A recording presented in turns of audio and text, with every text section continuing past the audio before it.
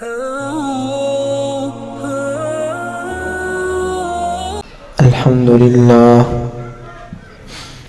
لله نحمده ونستعينه ونستغفره ونعوذ بالله من شرور أنفسنا ومن سيئات أعمالنا من يهده الله فلا مضل له ومن يضلله فلا هادي له ونشهد أن لا إله إلا الله وحده لا شريك له ونشهد أن سيدنا وسندنا ونبينا ومرشدنا وحبيبنا وحبيب ربنا أما بعد فأعوذ بالله من الشيطان الرجيم بسم الله الرحمن الرحيم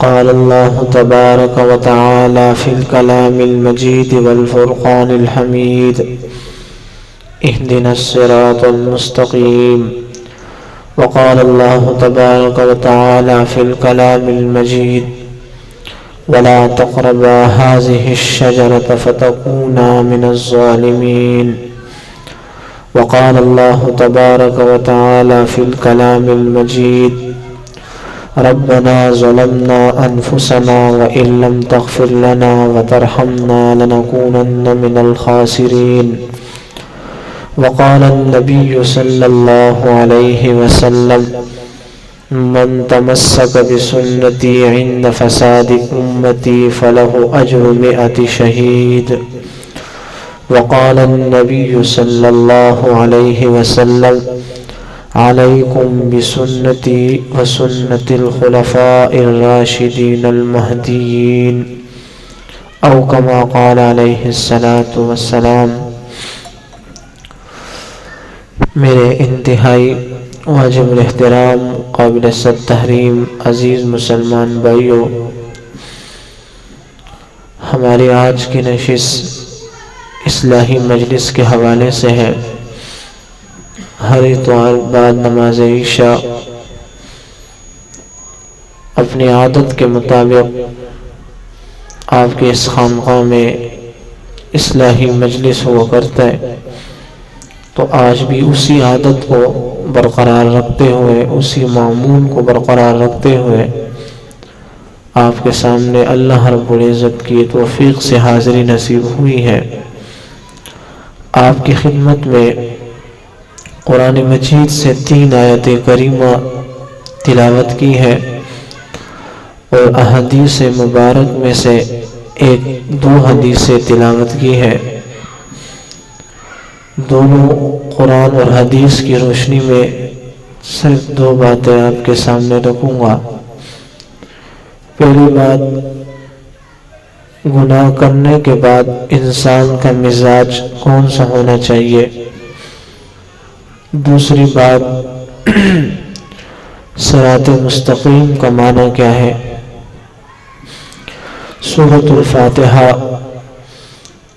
مرد ہر نماز کے اندر امام کے پیچھے اس کی تلاوت سنتا ہے، عورت اکیلی نماز پڑھتی ہے تو سورۃ فاتحہ کی تلاوت خود کرتی ہے۔ ہر مسلمان اس سورت کو جانتا ہے، اس کا پڑھنا بھی آسان ہے، سمجھنا یہ ہر کسی کی بس میں نہیں ہے، تو اس لیے ضرورت اس بات کی ہے کہ ہم فاتحہ کے الفاظ کو جس طرح جانتے ہیں اس کے معانی کو بھی سمجھیں کہ سورۃ فاتحہ میں اللہ پاک نے کیا چیزیں بیان کی ہے، ان مسائل اور ان عقائد کو ہم سمجھیں، اپنائیں، اس پر عمل کریں۔ ان میں سے ایک آیت اہدنا الصراط المستقیم بھی ہے، جس کا ترجمہ اے اللہ آپ ہمیں سیدھے راستے پہ چلا۔ اہدنا الصراط المستقیم، اے اللہ ہمیں سیدھا راستہ بتلا۔ دوسری آیت کریمہ کے اندر وَلَا تَقْرَبَا هَذِهِ الشَّجَرَةَ فتکونا من الظالمین، ہم سب کا جد امجد حضرت آدم علیہ السلام کو رب نے حکم دیا کہ آپ نے اس جنت میں رہتے ہوئے اس درخت کے قریب بھی نہیں جانا، آپ بھی اور آپ کی اہلیہ حوا علیہ السلام دونوں اس درخت کے قریب بھی نہ جاؤ۔ تیسری آیت، ربنا ظلمنا انفسنا وان لم تغفر لنا، گناہ کرنے کے بعد کیا کام کرنا چاہیے؟ حدیث مبارک کے اندر پہلی حدیث، من تمسک بسنتی عند فساد امتی فلہ اجر 100 شہید، نبی علیہ السلام نے فرمایا جو شخص فتنوں کے زمانے میں امت کے اندر فساد ہو، اس وقت وہ میری سنت کو مضبوطی کے ساتھ پکڑ لے، فلہ اجر 100 شہید، تو اس آدمی کے لیے 100 شہیدوں کا اجر اور ثواب ملتا ہے۔ دوسری حدیث، علیکم بسنتی وسنت الخلفاء الراشدین المہدیین، تم نے زندگی گزارنی ہے اس دنیا کے اندر تو آپ پر لازم ہے میری سنت کو لازم پکڑو، اور میرے جانے کے بعد خلفاء راشدین ان کی سنت کو لازم پکڑو، آپ کو ہدایت سیدھا راستہ مل جائے گا۔ پہلی آیت، صراط مستقیم ہے کیا چیز؟ اس دور کے اندر ہم سمجھے اللہ رب العزت سے دعا ہر ایک مانگتا ہے، اہدنا الصراط المستقیم، اے اللہ ہمیں سیدھے راستے پہ چلا۔ یہاں ایک بات عرض کرتا ہوں، بعض لوگ کہتے ہیں ہمیں سیدھا راستہ ملتا نہیں ہے، سیدھا راستہ کیسے اپنائے، سیدھا راستہ کون سا ہے، کدھر جائے؟ وہ بھی کہتے ہیں صراط مستقیم، یہ بھی کہتے ہیں صراط مستقیم، ہمیں راستہ ملتا نہیں ہے، پتہ ہی نہیں ہے ہم کہاں جائیں۔ تو اس کا جواب یہ ہے، اللہ پاک نے ہم سے کہا مجھ سے تم مانگو کیا چیز؟ اہدنا الصراط المستقیم۔ جب اللہ نے خود فرمایا کہ مجھ سے صراط مستقیم مانگو، اللہ تعالیٰ ہمیشہ بندوں کو ان چیزوں کا حکم دیتا ہے جو اللہ تعالیٰ دینا چاہتا ہے۔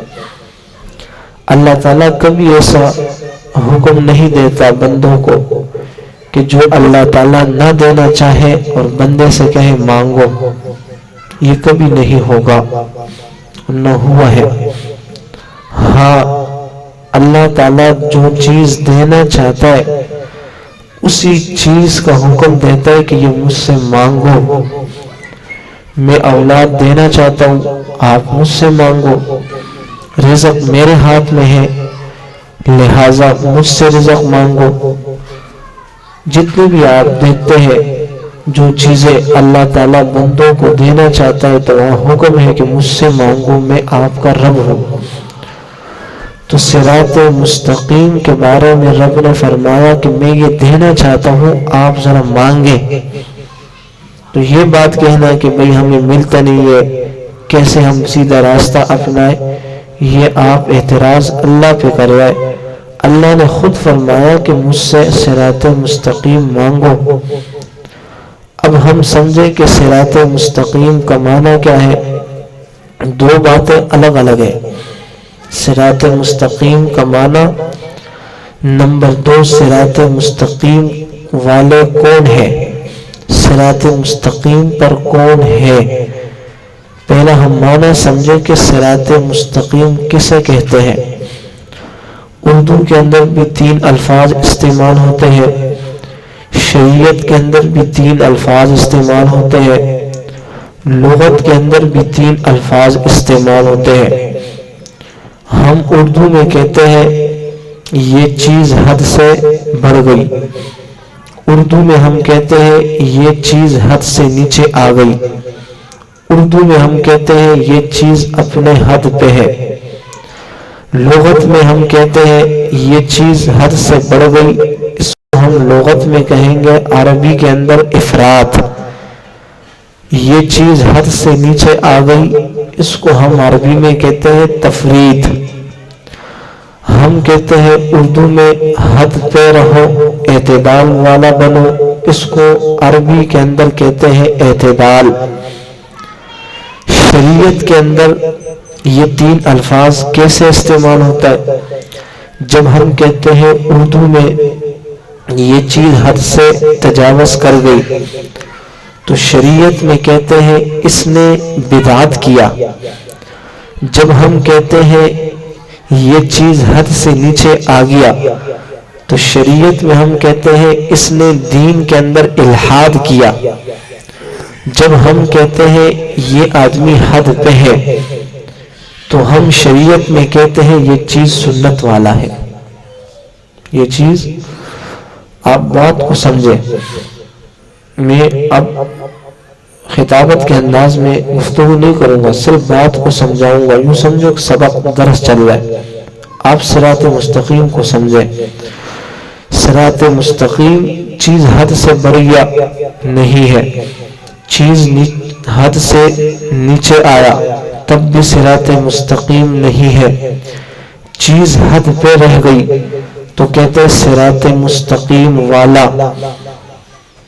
چیز حد سے بڑھ گیا افراط ہے، چیز حد سے نیچے آیا تفرید ہے، چیز حد پہ رہا اعتدال ہے، چیز حد سے بڑھ گیا دین کے اندر بدعت کیا، چیز حد سے نیچے آیا دین میں الحاد کیا، ملحد ہے۔ چیز کو اعتدال پہ رکھا، حد پہ رکھا، ہم کہتے ہیں سنی ہے، سنت والا۔ تو صراط مستقیم کا معنی ہے چیز حد سے بڑھے بھی نہیں، صراط مستقیم کا معنی ہے چیز حد سے نیچے بھی نہیں آئے، صراط مستقیم کا معنی ہے چیز اپنے حد پہ رہے۔ بألفاظ دیگر صراط مستقیم کا معنی دین میں اضافہ بھی برداشت نہیں ہے، صراط مستقیم کا معنی دین کے اندر کمی بھی برداشت نہیں ہے، بلکہ صراط مستقیم کا معنی ہے جو دین اللہ پاک نے نبی علیہ السلام پر مکمل کیا۔ نمبر 2، جو دین صحابہ اکرام رضوان اللہ تعالی عنہم اجمعین نے دنیا میں پھیلایا۔ نمبر 3، جو دین امام اعظم ابو حنیفہ رحمۃ اللہ علیہ نے لکھا، کتابی شکل میں کتابوں کے اندر جمع کیا، اس دین کے اندر نہ اضافہ ہو، اس دین کے اندر نہ کمی ہو، اس کو کہتے ہیں صراط مستقیم۔ دین مکمل کس پہ ہوا؟ نبی علیہ السلام پر۔ اس کو کہتے ہیں تکمیل دین، دین مکمل ہوا۔ اب کسی نبی کی ضرورت نہیں ہے، اب کسی شریعت کی ضرورت نہیں ہے، ضرورت اس بات کی ہے کہ یہ دین جو مکمل ہوا لوگوں تک کون پہنچائے، کس طرح پہنچے گا دنیا میں۔ اللہ نے نبی علیہ السلام کو ایک جماعت دی ہے جس کا نام صحابہ اکرام رضوان اللہ تعالی عنہم اجمعین، جن حضرات نے نبی علیہ السلام سے دین کو لے کر دنیا تک پہنچایا۔ آپ سنتے ہیں صحابہ کی قبر سکر میں ہے، پنجگور میں ہے، صحابہ کی قبر کابل میں ہے۔ کس کے لیے آئے تھے؟ دین پہنچانے کے لیے۔ نمبر 3، ضرورت اس بات کی ہے کہ دین تو دنیا میں پھیل گیا، ہمارا حافظہ اتنا زیادہ قوی نہیں ہے کہ ہم وہ زبانی یاد کر سکے۔ صحابہ اکرام رضوان اللہ تعالی عنہم اجمعین جنگوں میں مصروف تھے، لکھا ان لوگوں نے نہیں، تو ضرورت اس بات کی ہے کہ اس دین کو جمع کیا جائے، لکھا جائے۔ تو اللہ پاک نے انتخاب امام اعظم ابو حنیفہ رحمت اللہ علیہ کا کیا، جس نے امت پر یہ احسان کیا کہ وہ دین جو نبی پر مکمل، وہ دین جو صحابہ نے پہلایا، امام اعظم ابو حنیفہ اس دین کو سب سے پہلے لکھنے والا، یہی جو دین ہے پیغمبر علیہ السلام پر مکمل ہوا، صحابہ نے پہلایا، امام اعظم ابو حنیفہ نے لکھوایا، لکھا، اسی دین کے اندر نہ اضافہ ہو، اس دین کے اندر نہ کمی ہو، اس دین کو وہی دین رکھ کر اس پر عمل کیا جائے، اس کو کہتے ہیں صراط مستقیم۔ اضافہ کرے گا تو بدعت بنے گا، صراط مستقیم والا نہیں ہے۔ دین میں کمی کرے گا تو ملحد بنے گا، صراط مستقیم نہیں ہے۔ ہاں، جو چیز ثابت ہے اس کو ثابت رہنے دو، تو یہ پھر صراط مستقیم والا ہے۔ افراد کرے گا، صراط مستقیم نہیں ہے۔ تفرید کرے گا، صراط مستقیم نہیں ہے۔ اعتدال کرے گا تو صراط مستقیم ہے۔ حد سے تجاوز کرے گا، صراط مستقیم نہیں ہے۔ حد سے نیچے آئے گا تو صراط مستقیم نہیں ہے۔ حد پہ رہے گا تو صراط مستقیم ہے۔ آپ اس کی مثال کو سمجھے۔ ایک آدمی ہے، راستے میں گزر رہا تھا، اس نے مسجد کو دیکھا، مسجد سامنے موجود ہے، مسجد کے باہر بازار ہے۔ اس آدمی نے کہا یہ مسجد بھی بازار ہے۔ دوسرا آدمی اس راستے سے گزر گیا، اس نے کہا نہیں نہیں، یہ بازار بھی مسجد ہے۔ تیسرا آدمی آیا، اس نے کہا مسجد مسجد ہے، بازار بازار ہے۔ جو مسجد کو بازار کہے گا وہ بھی صراط مستقیم نہیں ہے، جو بازار کو مسجد کہے گا وہ بھی صراط مستقیم نہیں ہے۔ جو مسجد کو مسجد کہہ دے، مسجد کو مسجد سمجھے، احترام کرے، شان اس کی شوکت کو سمجھے، بازار کو بازار سمجھے، یہ صراط مستقیم والا ہے۔ دنیا میں کئی طبقات وجود میں آئے، ایک طبقہ اٹھا، اس نے کہا اللہ کا وجود نہیں ہے۔ ہم نے کہا یہ صراط مستقیم والا نہیں۔ یہاں سے دوسرا اٹھ گیا، اللہ کے ساتھ اور بھی شریک ہے۔ ہم نے کہا یہ بھی غلط، صراط مستقیم نہیں ہے۔ مسلمان آیا، اسلام کا درس دیا، اللہ ہے بھی، اللہ ایک ہے، یہ صراط مستقیم ہے۔ اس نے کہا اللہ نہیں ہے، میں اللہ کا وجود نہیں مانتا، وجود الہ نہیں ہے۔ ہم نے کہا صراط مستقیم سے ہٹ گیا۔ اس نے کیا کیا؟ حد سے نیچے آیا۔ اس نے کہا اللہ ہے، ساتھ اور بھی ہے جس کو ہم مشرک کہتے ہیں۔ ہم نے کہا آپ حد سے بڑھ گئے۔ مسلمان نے کہا اللہ ہے بھی اور اللہ رب العزت ایک بھی ہے۔ ہم نے کہا یہ حد پہ ہے، یہ صراط مستقیم والا ہے، یہ اہل سنت والا ہے، یہ دیوبند والا ہے، جو صحیح عقیدہ رکھتا ہے۔ چلیے دوسرے مثال، یہاں سے ایک اٹھ گیا، اس نے کہا بشر نبی نہیں ہو سکتا۔ یہاں سے ایک اٹھ گیا، اس نے کہا نبی بشر نہیں ہو سکتا، نبی اگر ہوگا تو نور ہوگا۔ یہاں مشرک جس کا تذکرہ قرآن میں ہے، ہم اس کو نبی نہیں مانتے۔ نہ ماننے کی وجہ، یہ کیسا نبی ہے، یہ تو بازار میں گھومتا ہے، یہ کیسا نبی ہے، یہ تو کھاتا بھی ہے، یہ تو پیتا بھی ہے، یہ نبی کیسا ہے، اس کی شادی بھی ہوئی ہے، یہ نبی کیسا ہے، اس کی اولاد بھی ہے۔ ان کا ذہن یہ تھا کہ نبی بشر نبی نہیں ہو سکتا۔ اس نے کہا یہ نبی ہے بلکہ بشر نہیں ہے، وجہ نبی ہمیشہ نور ہوتا ہے۔ ہم نے کہا جس شخص نے کہا بشر نبی نہیں، یہ صراط مستقیم والا نہیں، اس نے کہا نبی بشر نہیں۔ الفاظ پہ غور کرو، نبی نور ہے، ہم نے کہا نہیں، یہ بھی صراط مستقیم سے ہٹ گیا۔ یہاں تیسرا آیا، اس نے کہا نبی بھی ہے، نبی بشر ہی ہوتا ہے، لیکن پھر فرق ہے بشر میں اس موضوع پہ نہیں آتا۔ کہتے ہیں دیوبند والے نبی کو بشر کہتے ہیں، ہم نبی کو بشر مانتے ہیں، لیکن عام بشر کی طرح نہیں۔ جس طرح پتھر دنیا میں زیادہ ہے، یاقوت بھی پتھر ہے، اس یاقوت کے پتھر اور دیگر پتھر میں فرق ہے۔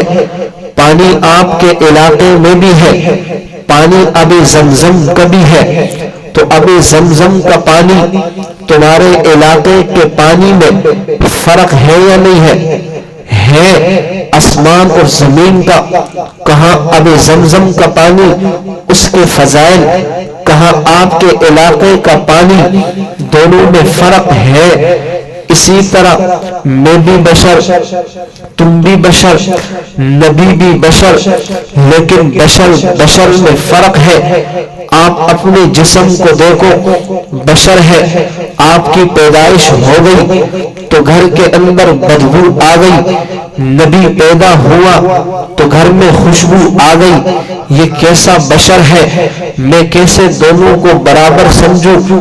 آپ گھر میں آ گئے تو گھر کے اندر شور مچ گیا، لوگوں نے پٹاخے بجائے، نبی پیدا ہوا، گھر میں سناٹا ہوا، کائنات میں سناٹا ہوا، قیصر اور کسریٰ کے خزانے گر گئے۔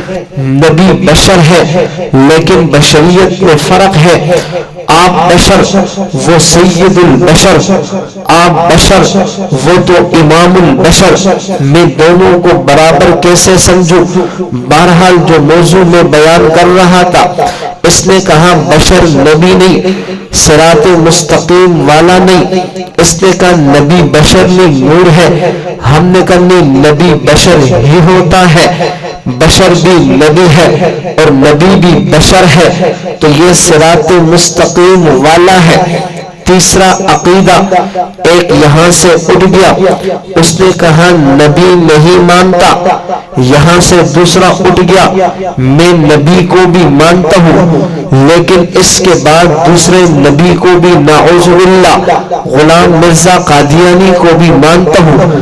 ہم نے کہا جس نے کہا یہ نبی نہیں، اس نے حد سے نیچے بات کر دی۔ جب اس نے کہا نبی اس کے بعد اور بھی ہے، ہم نے کہا یہ حد سے اوپر چلا گیا۔ ہم نے کہا نہیں، یہ نبی بھی ہے، اس کے بعد دوسرا نبی پیدا نہیں ہوگا۔ یہ صراط مستقیم والا ہے، یہ اعتدال والا ہے، یہ اہل سنت والجماعت والا ہے، یہ دیوبند والا ہے۔ میں صراط مستقیم کو کھولنے لگا ہوں کہ صراط مستقیم کو ہم سمجھے۔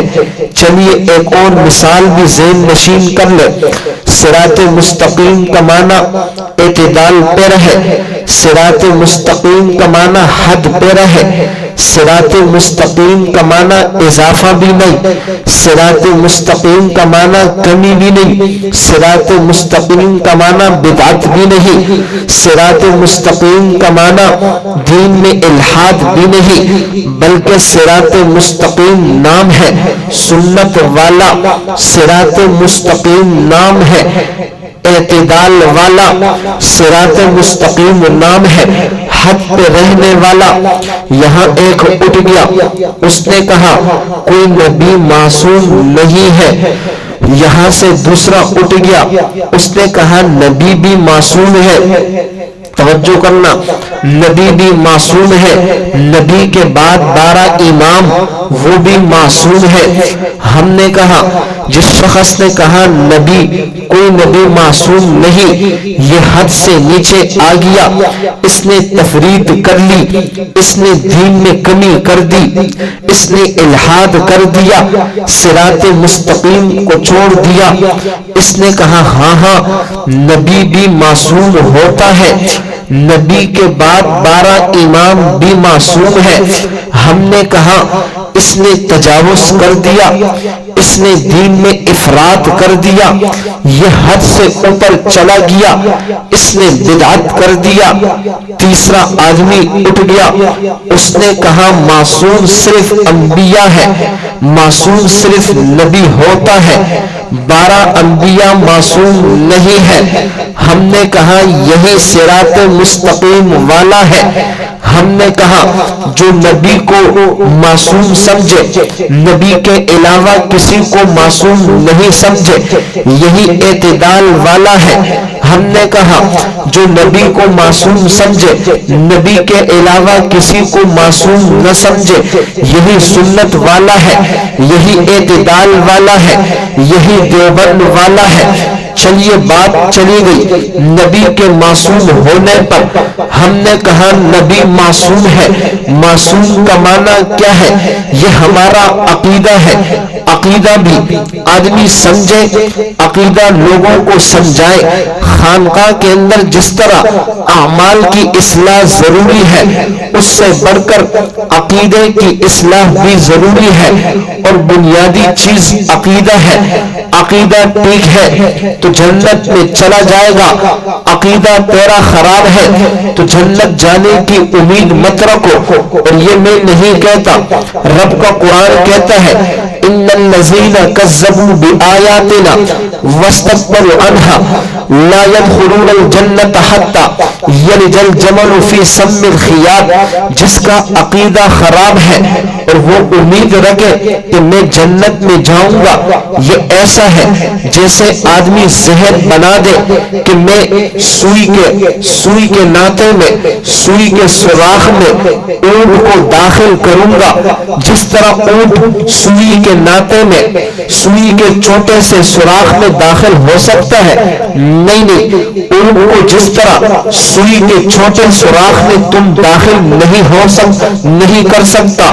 جتنے آدمی زور لگائے، جتنے آدمی سفارش کر لے، طاقتور بھی آ جائے، پہلوان بھی آ جائے، طاقت کی چیزیں استعمال کر کے، کیوں بھائی میں اس اونٹ کو داخل کروں گا سوئی کے سوراخ میں۔ رب نے کہا دنیا کے طاقت کو تم استعمال کر لو، تم اس اونٹ کو داخل نہیں کر سکتے، یہ ناممکن ہے۔ اسی طرح جس کا عقیدہ خراب ہے تو عقیدہ خراب ہونے کی وجہ سے جتنا بھی زور لگا دو جنت میں جا نہیں سکے گا۔ یا اللہ کیوں نہیں جا سکتا؟ اس لیے بنیادی چیز عقیدہ ہے۔ جس طرح وہاں زور لگانے سے اونٹ اندر نہیں آ سکتا، یہاں پر بھی تم زور لگا دو جنت میں اس کو داخل نہیں کر سکتا۔ جی ہاں، تو بات سمجھ میں آ گیا، بنیادی چیز عقیدہ ہے۔ ہمارا عقیدہ ہے انبیاء سارے کے سارے معصوم ہیں۔ معصوم کا معنی اللہ ان کو گناہوں سے بچاتا ہے۔ ایک آدمی اٹھ گیا، مولوی صاحب تم نے کہا انبیاء معصوم ہے، اب میں حضرت آدم جد امجد علیہ السلام پر آ رہا ہوں۔ خانقاہ کے اندر اعمال کی اصلاح بھی ہونی چاہیے، عقیدہ بھی سمجھو، حضرت آدم کا مزاج بھی سمجھو۔ حضرت آدم نبی ابو البشر ہے، پہلا نبی ہے، جی ہاں نسل اسی سے چلی ہے۔ حضرت آدم علیہ السلام جنت میں ہے اپنے اہلیہ کے ساتھ۔ رب نے کہا جنت کے ہر چیز سے لطف اندوز ہو جاؤ، لیکن یہ درخت جو نظر آ رہا ہے اس اس کے قریب نہیں جانا۔ قرآن نے فرمایا ولا تقربا، تم دونوں قریب بھی نہیں جاؤ، کانا تو دور کی بات ہے، قریب بھی نہیں جانا۔ ہذہ الشجرہ، یہ جو درخت ہے، اگر تم چلے گئے فتکونا من الظالمین، ہو جاؤ گے تم زیادتی کرنے والوں میں سے۔ قرآن نے کہا قریب نہیں جانا۔ ایک آدمی نے مجھے کہا حکم کس نے دیا؟ میں نے کہا اللہ نے دیا۔ کہتے کس کو دیا؟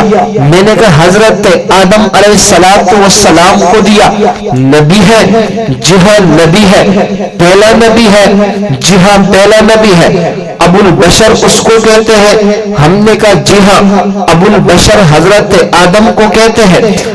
وہ درخت کے پاس گئے تھے یا نہیں گئے تھے؟ میں نے کہا گئے تھے۔ تو اللہ کا حکم اس نے مان لیا؟ کہا میں نے کہا نہیں مانا۔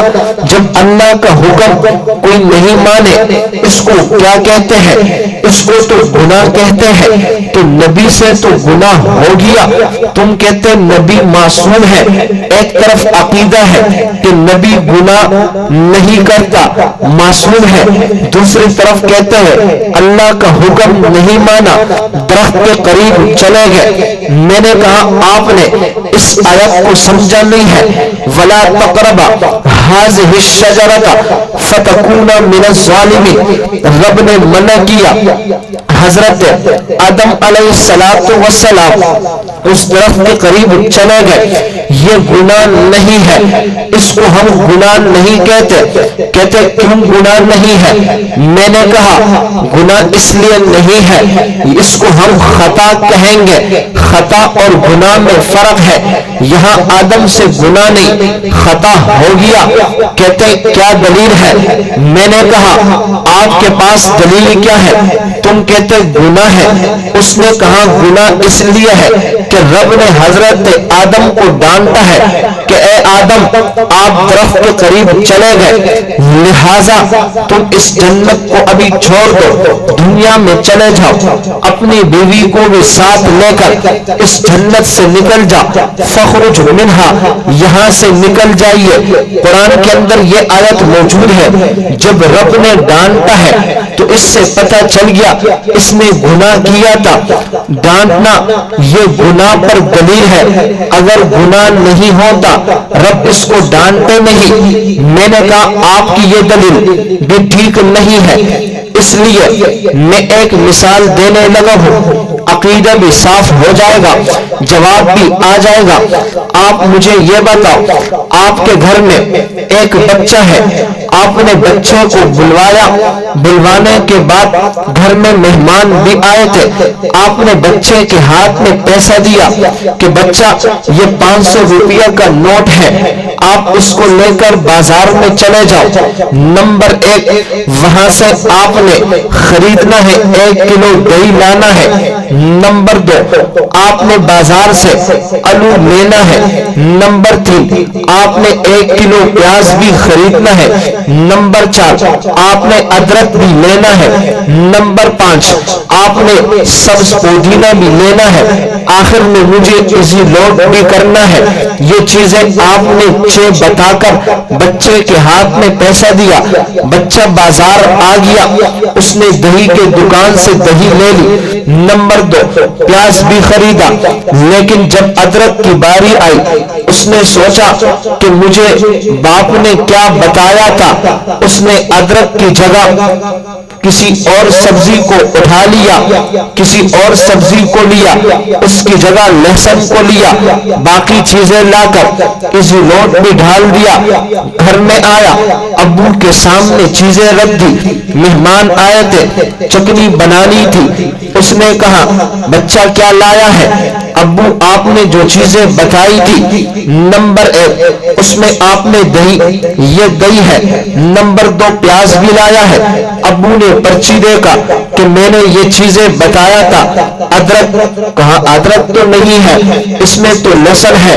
باپ نے کہا بے شرم کیسا بیٹا ہے، دفع ہو جاؤ، میں نے آپ کو ادرک کا بولا تھا، آپ نے لہسن لایا ہے۔ توجہ کرنا، ڈانٹ ڈانٹ میں فرق ہے۔ یہاں 7 آدمی بیٹھا ہوا تھا، اس نے کہا مت ڈانٹو، اس نے کہا غلطی کر دی، اس سے خطا ہو گئی، اس نے کہا خطا تو اس نے کرنا تھا، اس لیے آپ نے 5 چیزیں بتایا تھا، 5 چیزوں میں ایک چیز بھول جائے تو اس میں ڈانٹ نہیں ہوتی۔ لیکن ایک بیٹے کو آپ نے بلوایا، 200 روپے دے دی، ٹماٹر لاؤ، وہ دکان چلا گیا، آلو اٹھا کے لایا، آپ نے کہا شرم نہیں آتی، ٹماٹر آلو میں فرق نہیں جانتا۔ قریب میں ایک بیٹا ہوا تھا، اس نے کہا آپ کا حق بنتا ہے اس کو ڈانٹو، وجہ کیا ہے؟ پہلے والے کو نہیں ڈانٹنا چاہیے، اس کو ڈانٹنا چاہیے، اس لیے پہلا جو بچہ تھا آپ نے اس کو 5 چیزیں بتایا تھا، 5 چیزوں میں ایک چیز بھول جائے تو ان میں کوئی فرق نہیں پڑتا۔ لیکن انسان کو ایک چیز بتا دے کہ آپ نے یہ چیز لانا ہے، آلو لانا ہے، وہ اس کی جگہ پیاز اٹھا کر لائے تو ڈانٹ تو حق بنتا ہے۔ آپ ایک چیز بھی نہیں سمجھتے تو آئیے نا، ولا تقربا ہذہ الشجرۃ، رب نے حضرت آدم کو جو حکم دیا اس درخت کے قریب نہیں جاؤ، تم نے کہا کہ حضرت آدم سے گناہ ہو گیا، ہم نے کہا گناہ نہیں ہے، خطا ہے، خطا اور گناہ میں فرق ہے، تم نے کہا ڈانٹ کیوں ہوا ہے، ہم نے کہا توجہ کرنا، ایک خطا مجھ سے ہوتا ہے، میں امتی ہوں، میں بھی بشر ہوں، ایک خطا تم سے ہوتا ہے، تم امتی ہو، ایک خطا نبی سے ہوتا ہے، امتی خطا کر لے ڈانٹ نہیں ہوتی، نبی خطا کر لے ڈانٹ ہوتی ہے۔ اس کی وجہ امتی خطا کر لے، یہ ایسا ہے جیسا بچے کو آپ نے پیسہ دے کر 5 چیزیں منگوایا ہے، یہ تو امتی ہے، یہ کاروبار بھی کرے گا، یہ امتی ہے، کمپنی کے اندر جاب بھی کرے گا، یہ امتی ہے، یہ دنیا کے اندر مصروف بھی رہے گا، یہ تو امتی ہے، بچوں کے ساتھ بھی کھیلے گا، بیوی کے ساتھ بھی بیٹھے گا، یہ تو امتی ہے، دنیا میں غرق ہے۔ جی ہاں، وہ تو نبی ہے، نبی کی خطا اس طرح ہے جس طرح بچے کو تم نے پیسہ دیا، بازار سے ایک چیز لے کے آؤ، نبی کو اللہ نے بھیجا ہے صرف آخرت کی تیاری کرنے کے لیے، نبی کو بھیجا ہے دین کے لیے، تبلیغ کے لیے۔ مجھ سے خطا ہو جائے، اگر اس میں رب نے کہا ڈانٹ نہیں ہے، اس کے ذمے کئی کام تھے، ایک کام یہ بھول گیا، کوئی پرواہ نہیں ہے، نبی بھول جائے، تم کیسے بھول گئے؟ میرے قریب ہو، نبی ہو، تبلیغ کے لیے بھیجا تھا، تم بھی بھول جاتے ہو، بچے کو پیسہ دیا، ایک چیز لے کے آ، تم کیسے بھول گئے؟ آلو کی جگہ ٹماٹر اٹھا کے لایا۔ چلیے شریعت میں اس کی مثال دیکھو، نماز تم پڑھتے ہو، روزہ بھی رکھتے ہو، میں تم سے ایک سوال پوچھنے لگا ہوں، نماز کے اندر کوئی غلطی سے بات کر لے، نماز فاسد ہوتی ہے یا نہیں ہوتی؟ ہو جاتی ہے۔ اگر کوئی رمضان کے روزے میں بھول سے کھا لے، بھول سے کچھ پی لے، بھول کر جان بوجھ کر بات نہیں کرتا، اگر بھول کر آپ نے کھا لیا تو روزہ ٹوٹتا ہے؟ نہیں ٹوٹتا۔ آخر وجہ کیا ہے؟ نماز میں غلطی سے بھی بات ہو گئی، فتویٰ مفتی دے گا نماز فاسد ہے، مفتی کے پاس چلا گیا، میرا روزہ تھا، مجھے پتہ نہیں چلا، پانی سامنے موجود تھا، میں نے پانی کے گلاس کو اٹھا کر پانی پی لی، لیکن بھول چکا ہوں۔ مفتی صاحب نے کہا اپنا روزہ پورا کر لو، روزے میں فرق نہیں آیا، میں نے غور کیا، ادھر نماز بھی دین کا رکن ہے، روزہ بھی دین کا اہم رکن ہے، لیکن نماز روزے میں یہ فرق کیوں ہے؟ یہ فرق اس لیے ہے جب آدمی نماز پڑھتا ہے تو وہ دنیا کو چھوڑ کر، دنیا کی مصروفیات کو چھوڑ کر رب سے باتیں کرتا ہے۔ نماز میں ہم باتیں کس کے ساتھ کرتے ہیں؟ رب کے ساتھ۔ نماز میں مناجات ہوتی ہے رب کے ساتھ، اس لیے تو کہتے ہیں مشائخ خشوع اور خضوع نماز کے اندر ہونی چاہیے، کیونکہ وہاں پر آپ کا دنیا کی طرف کوئی آپ کا سوچ نہیں جانا چاہیے۔ آپ کا وسوسہ آ جائے نماز میں تو اپنے وسوسے کو کنٹرول رکھو۔ اس لیے ایک بادشاہ کے سامنے، وہ بادشاہ جو رب العالمین ہے، اس کے سامنے کرے ہو، بھلا یہ کیسے تم کرے ہو، یہاں تم کیسے بھول سکتے ہو؟ بھول سے بات ہو گئی تو اس کا مطلب یہ ہے تمہاری توجہ بادشاہ کی طرف نہیں ہے، تمہاری توجہ دنیا کی طرف ہے۔ یہاں روزے دار ہے، بیچارے نے سحری کی ہے یا نہیں کی ہے، اٹھا ہے یا نہیں اٹھا، نیت روزے کا کیا، روزہ رکھ لیا، بیوی نے اٹھایا 7 بجے، ڈیوٹی کا ٹائم ہے، کمپنی جانا ہے، رات بھی نیند نہیں کی، صبح بھی جلدی اٹھایا، کمپنی چلا گیا، روزے کی حال میں 7 گھنٹے آخر بچے کہتے ابا فلاں دکان پہ لے جاؤ، وہاں لے جاتے ہیں، گھر والی کہتی ہے سبزی افطاری کے لیے لاؤ، یہاں اس پر یہ بھی کام ہے، کمپنی کا کام بھی ہے، آفس کے اندر بھی جانا ہے، تو رب نے کہا کہ یہاں روزے دار کے ذمے کئی کام تھے، دنیا میں مصروف تھا، اگر یہ بھول جائے تو ہم نرمی کر لیں گے کیونکہ کئی کام اس کے سر پر ہے، لیکن نمازی مسجد میں آ کر بیوی کو چھوڑ کر، بچوں کو چھوڑ کر، دنیا کی مصروفیات کو چھوڑ کر میرے سامنے کڑا ہے، یہ کیسے بھول سکتا ہے؟ یہ بھول گیا تو اس کا مطلب کہ اس کی میری طرف توجہ نہیں ہے۔ تو پھر آئیے نا، جب نماز میں بھول جائے تو ڈانٹ ہوتی ہے، نماز دوبارہ شروع کر لو۔ روزے دار اگر بھول جائے، نہیں نرمی ہے، خیر ہے، آپ کا روزہ ہے، روزے کے ساتھ اور کام بھی ہے، نبی اگر بھول جائے یہ ایسا ہے جیسے نمازی بھول گیا، نبی تو رابطہ ڈائریکٹ اس کا تعلق تو رب سے ہوتا ہے، امتی بھول جائے یہ ایسا ہے جیسے روزے دار بھول گیا، کیونکہ امتی کے ذمہ کئی کام ہے، نبی کا تعلق تو ڈائریکٹ رب کے ساتھ ہے۔ تم بھول گئے، نماز کے اندر بھول گئے، کیسے بھول گئے؟ آپ بھول گئے، نبی ہو، نبی کا بھول جانا نماز کی طرح، جس طرح نمازی نماز میں بھول جائے، میں اور آپ بھول جائے، یہ ایسا ہے جیسے کہ روزے دار بھول جائے۔ بات نہیں سمجھے؟ حضرت آدم سے یہ خطا ہو گئی، ڈانٹ اس لیے ہوئی کہ حضرت آدم علیہ السلام نبی تھے، نبی بھول جائے جس طرح نمازی بھول جائے اس کو ڈانٹ ہوتی ہے۔ پھر کہا کہ حضرت آدم نے دعا کیوں مانگا؟ ربنا ظلمنا، آخری بات ہے، عقیدے کو بھی ساتھ لے کر چلوں گا، گناہ کرنے کے بعد مزاج کیا ہونا چاہیے؟ حضرت آدم سے خطا ہو گئی، اس نے کہا گناہ ہے، پہلی دلیل ڈانٹ، ہم نے کہا ڈانٹ میں فرق ہے، اس لیے ڈانٹ پڑ گیا، نبی تھے۔ جی ہاں، اگر خطا ہے تو پھر دعا مانگنے کی ضرورت نہیں پڑ گئی، خود حضرت آدم نے ہاتھ اٹھایا ہے، ربنا ظلمنا انفسنا، یہ دعا مانگنا دلیل ہے کہ گناہ ہو گیا، گناہ کے بعد لوگ مناجات رب سے کرتے ہیں، التجا کرتے ہیں، دعا کرتے ہیں۔ ہم نے کہا یہ جو دعا مانگا ہے حضرت آدم کے نظر میں یہ تو گناہ تھا، رب کے نظر میں گناہ نہیں تھا، خطا تھا، تم کہو گے کیسے؟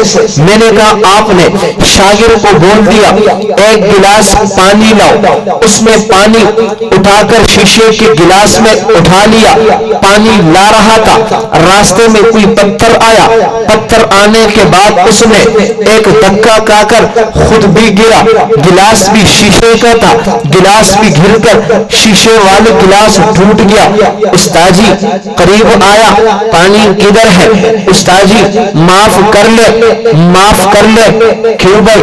مجھے معاف کر لے، غلطی ہو گئی، کیوں؟ راستے میں آ رہا تھا، پتھر کھا کر گر گیا۔ جی ہاں، کس چیز سے؟ پتھر موجود تھا، نظر نہیں آیا، میں بھی گرا، گلاس بھی گر کر ٹوٹ گیا، پانی نہیں لا سکا۔ استاد جی نے کہا نہیں کوئی بات نہیں ہے، یہ استاد جی معاف کر دے۔ یہ جو استاد جی کہہ رہے نہیں بھائی آپ نے تو جان بوجھ کے نہیں کیا۔ تو حضرت آدم شاگرد ہے، رب استاد ہے، اللہ استاد ہے، نبی شاگرد ہے، نبی کا استاد تو رب ہوتا ہے۔ آدم نے کہا ربا پتہ ہے غلطی ہو گئی، ربنا ظلمنا، آدم کوئی بات نہیں ہے، خطا ہو گئی، گناہ نہیں ہے، نہیں ربا معاف کر دے۔ شاگرد بات سمجھ میں آ گئی؟ تو اس لیے ہمارا عقیدہ ہے کہ انبیاء معصوم ہے، یہ گناہ نہیں تو یہ خطا تھا، ڈانٹ اس لیے ہوئی کہ نبی تھا، دعا اس لیے مانگا کہ حضرت آدم کی نظر میں وہ گناہ سمجھ رہا تھا، رب نے کہا نہیں گناہ نہیں، خیر ہے غلطی ہو گئی معاف کر دی۔ اب اس میں سبق کیا ہے؟ ربنا ظلمنا، آج ہم بھی خانقاہ میں آئے ہیں اصلاح کے لیے، غلطی ہو جاتی ہے، خطا ہو گئی، ہم خطا کے پتلے ہیں، گناہ ہو جاتا ہے، لیکن گناہ کرنے کے بعد ایک مزاج حضرت آدم کا ہے اور ایک مزاج شیطان کا ہے، ایک مزاج شیطان کا ہے، ایک حضرت آدم کا ہے۔ تو ہم اولاد حضرت آدم کے ہیں، غلطی ہو گئی، گناہ ہو گیا، ابلیس کا مزاج کیا تھا؟ سجدہ کر لو، گناہ کیا سجدہ نہیں کی، کیا ہونا چاہیے؟ معافی مانگ لے، ربا آپ کے حکم کی نافرمانی کر لی، نہیں، مزاج کو دیکھو، ابلیس کہہ رہے سجدہ کیوں کروں، رب کے سامنے دلیلیں پیش کرنے لگا، میں تو اس سے بہتر ہوں، آپ نے اس کو مٹی سے پیدا کیا، آپ نے اس کو مٹی سے پیدا کیا، مجھے آگ سے، آگ اوپر مٹی نیچے، بلا اوپر والی چیز نیچے کو کبھی سجدہ کر سکتا ہے؟ یہاں ایک سوال اٹھانے لگا، یہ بات اس نے غلط کی تھی یا ٹھیک کی تھی؟ بات تو ٹھیک تھی نا، آگ کدھر ہوتا ہے؟ مٹی نیچے، بات سمجھ میں آ رہی ہے؟ تو پھر رب نے اس کو کیوں نکالا جہنم سے جب بات اس نے ٹھیک کی ہے؟ میری بات میں نہیں سمجھے، دلیل دیا نا بھئی میرے پاس کوئی بیٹھ جائے دلیل دے دے اس کی بات ٹھیک ہو، آپ کہہ سکتے غلط ہے؟ توجہ کرو، بنیادی آیت ہے، ابلیس نے کہا بہتر ہوں، اس سے بہتر کی وجہ یہ مٹی سے، میں آگ سے پیدا ہوں، آگ تو اوپر ہے، مٹی نیچے ہے، تو نیچے والے کو سجدہ اوپر والا کیسے کرے؟ توجہ کرو، بظاہر تمہیں نظر آ رہا ہے کہ ابلیس نے دلیل صحیح دیا، نہیں، اس کا دلیل غلط ہے۔ دلیل غلط کیوں ہے؟ اس لیے یہی مٹی ہے، اس مٹی کو جب آپ اوپر آگ پر مارو تو آگ کیا ہو جاتا ہے؟ مٹی کو آگ پر مارو تو آگ کیا ہو جاتا ہے؟ تو اب کیا اوپر ہو گیا؟ اب کیا اوپر ہو گیا؟ مٹی اوپر ہو گئی نا، دلیل غلط ہے یا صحیح ہے؟ توجہ، اس نے جب خود کہا مٹی نیچے، اللہ کو پسند تواضع ہے، آگ اوپر تکبر، جو اللہ کو، تو بات غلط ہے یا ٹھیک ہے؟ غلط ہے اس کی نا، آپ تکبر کر رہے، مجھے تکبر پسند نہیں ہے۔ مٹی کو پھینکو آگ پر، آگ نیچے مٹی اوپر، دلیل غلط، کیسے بہتر ہے؟ آدم بہتر ہے، تم نیچے ہو، تو اس لیے کہا فوراً نکلو۔ آپ نے بات بھی نہیں مانی، دلیل بھی غلط دی ہے، نکلو یہاں سے، مدرسہ خالی کر دو، گھر خالی کر دو۔ حضرت آدم کا مزاج دیکھو، یہاں خطا ہو گئی، ابلیس سے گناہ ہو گیا، ڈٹ گیا، معافی نہیں مانگا، ڈٹتا رہا کہ میں تو بہتر ہوں، یہ مزاج نہیں ہونا چاہیے۔ اگر آج ہم گناہ کر لیں تو یہ نہ کرے، فخر کر لے گناہ ہو گیا، جی ہاں بڑا کام کیا، یہ ابلیس والا مزاج ہے۔ آدم سے خطا ہو گئی، ربا خطا ہو گئی، ربنا ظلمنا انفسنا وَإِن لَّمْ تَغْفِرْ لَنَا، زیادتی خود ہم نے کی ہے آپ پر، آپ کی بات تھی، حکم تھا، نہیں مانا، خطا ہو گئی، جس طرح بھی معاف کر لے، اگر آپ نے نہیں بخشا، وَتَرْحَمْنَا، اگر آپ نے ہمیں رحم والا معاملہ نہیں کیا، لَنَكُونَنَّ مِنَ الْخَاسِرِينَ، ہم تو نقصان اٹھانے والوں میں سے ہو جائیں گے۔ یہ مزاج کس کا تھا؟ حضرت آدم علیہ السلام کا۔ تو دو باتیں سامنے آ گئی، صراط مستقیم کا معنی کیا ہے؟ صراط مستقیم کا معنی مختصر الفاظ میں کہ دین میں اضافہ بھی نہیں ہو، دین میں کمی بھی نہ ہو، بلکہ دین جو ثابت ہے جس طرح اس کو اسی طرح رہنے دو۔ بالفاظ دیگر بدعت بھی برداشت نہیں ہے، الحاد بھی برداشت نہیں ہے بلکہ سنت برداشت ہے، افراط بھی برداشت نہیں ہے، تفرید بھی برداشت نہیں ہے، اعتدال، حد سے اوپر بھی نہیں حد سے نیچے بھی نہیں، اعتدال، یہ ہے صراط مستقیم۔